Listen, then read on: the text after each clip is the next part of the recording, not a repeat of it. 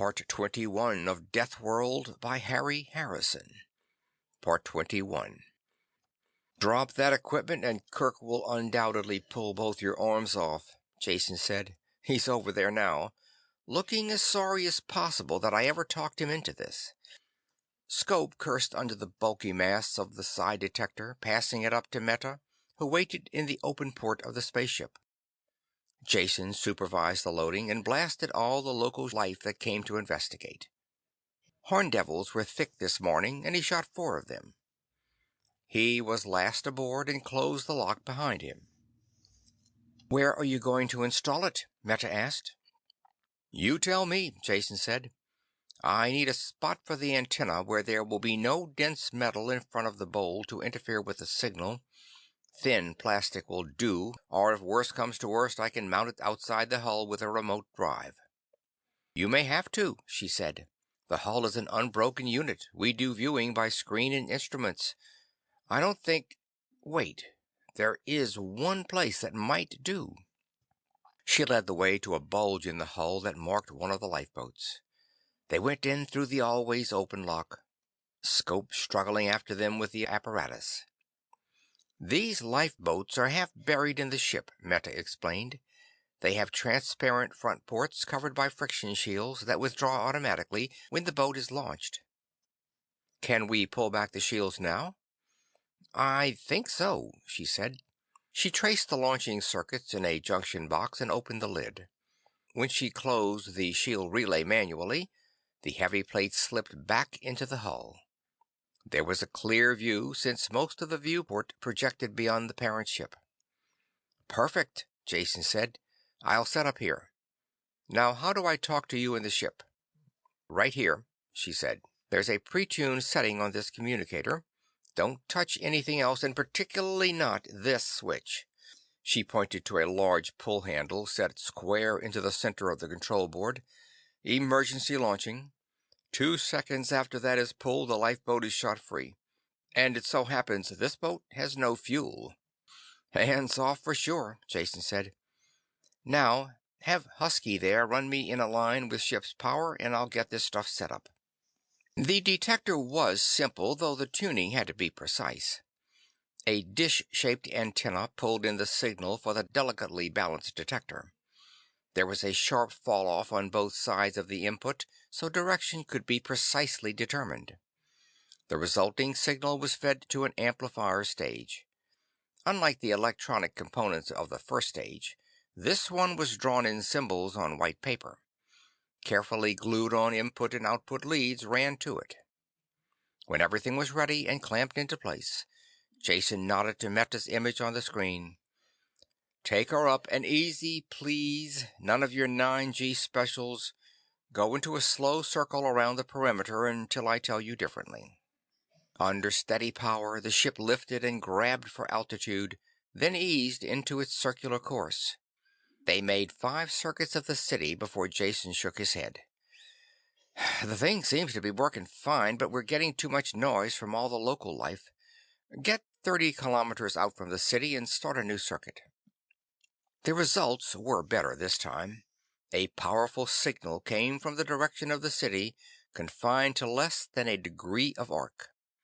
With the antenna fixed at a right angle to the direction of the ship's flight, the signal was fairly constant. Meta rotated the ship on its main axis until Jason's lifeboat was directly below.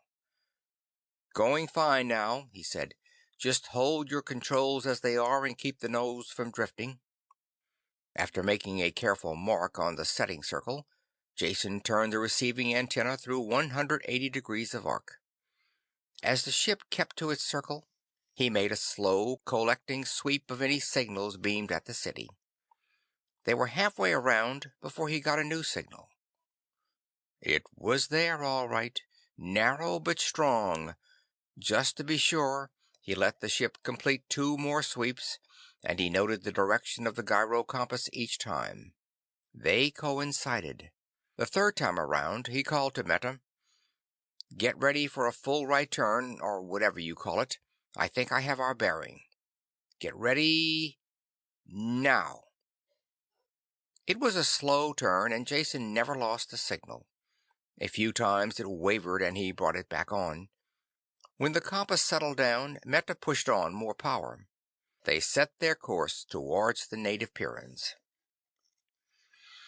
An hour's flight at close to top atmospheric speed brought no change. Meta complained, but Jason kept her on course. The signal never varied and was slowly picking up strength. They crossed the chain of volcanoes that marked the continental limits, the ship bucking in the fierce thermals. Once the shore was behind and they were over water, Scope joined Meta in grumbling. He kept his turrets spinning, but there was very little to shoot at this far from land. When the islands came over the horizon, the signal began to dip. "Slow now," Jason called. "Those islands ahead look like our source."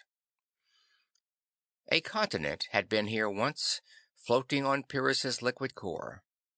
Pressures changed, land masses shifted, and the continent had sunk beneath the ocean. All that was left now of the teeming life of that land mass was confined to a chain of islands, once the mountain peaks of the highest range of mountains. These islands, whose sheer sides rose straight from the water, held the last inhabitants of the lost continent, the weeded out descendants of the victors of uncountable violent contests. Here lived the oldest native Pyrrians. "Come in lower," Jason signaled. "Towards that large peak. The signals seem to originate there." They swooped low over the mountain, but nothing was visible other than the trees and sun-blasted rock. The pain almost took Jason's head off. A blast of hatred that drove through the amplifier and into his skull. He tore off the phones and clutched his skull between his hands. Through watering eyes he saw the black cloud of flying beasts hurtle up from the trees below. He had a single glimpse of the hillside beyond before Meta blasted power to the engines and the ship leaped away. "We've found them!" Her fierce exultation faded as she saw Jason through the communicator. "Are you all right? What happened?" "Feel burned out. I've felt a psi blast before, but nothing like that. I had a glimpse of an opening, looked like a cave mouth just before the blast hit. Seemed to come from there." "Lie down," Meta said. "I'll get you back as fast as I can. I'm calling ahead to Kirk. He has to know what happened." A group of men were waiting in the landing station when they came down. They stormed out as soon as the ship touched, shielding their faces from the still hot tubes. Kirk burst in as soon as the port was cracked, peering around until he spotted Jason stretched out on an acceleration couch. "Is it true?" he barked. "You've traced the alien criminals who started this war?" "Slow, man, slow," Jason said. "I've traced the source of the psi message that keeps your war going. I found no evidence as to who started this war, and certainly wouldn't go so far as to call them criminals." "I'm tired of your word play," Kirk broke in. "You found these creatures, and their location has been marked." "On the chart," Meta said. "I could fly there blindfolded." "Fine, fine," Kirk said, rubbing his hands together so hard they could hear the harsh rasp of the calluses. "It takes a real effort to grasp the idea that, after all these centuries, the war might be coming to an end. But it's possible now. Instead of simply killing off these self-renewing legions of the damned that attack us, we can get the leaders. Search them out, carry the war to them for a change, and blast their stain from the face of this planet." "Nothing of the sort," Jason said, sitting up with an effort. "Nothing doing. Since I came to this planet I have been knocked around and risked my life 10 times over. Do you think I have done this just to satisfy your bloodthirsty ambitions? It's peace I'm after, not destruction. You promised to contact these creatures, attempt to negotiate with them. Aren't you a man of honor who keeps his word?" "I'll ignore the insult, though I'd have killed you for it at any other time," Kirk said. "You've been of great service to our people. We are not ashamed to acknowledge an honest debt. At the same time, do not accuse me of breaking promises that I never made. I recall my exact words. I promised to go along with any reasonable plan that would end this war. That is just what I intend to do. Your plan to negotiate peace is not reasonable. Therefore, we are going to destroy the enemy. Think first, Jason called after Kirk, who had turned to leave. What is wrong with trying negotiation or an armistice? Then if that fails, you can try your way. The compartment was getting crowded as other Pyrrians pushed in. Kirk, almost to the door, turned back to face Jason. I'll tell you what's wrong with armistice, he said. It's a coward's way out, that's what it is. It's all right for you to suggest it. You're from off-world and don't know any better. But do you honestly think I could entertain such a defeatist notion for one instant? When I speak not only for myself, but for all of us here. We don't mind fighting, and we know how to do it. We know that if this war was over, we could build a better world here. At the same time, if we had the choice of continued war or a cowardly peace, we vote for war. This war will only be over when the enemy is utterly destroyed. The listening Pyrrhians shouted in agreement, and when Kirk pushed out through the crowd, some of them patted his shoulder as he went by. Jason slumped back on the couch, worn out by his exertions and exhausted by the attempt to win the violent Pyrrhians over to a peaceful point of view.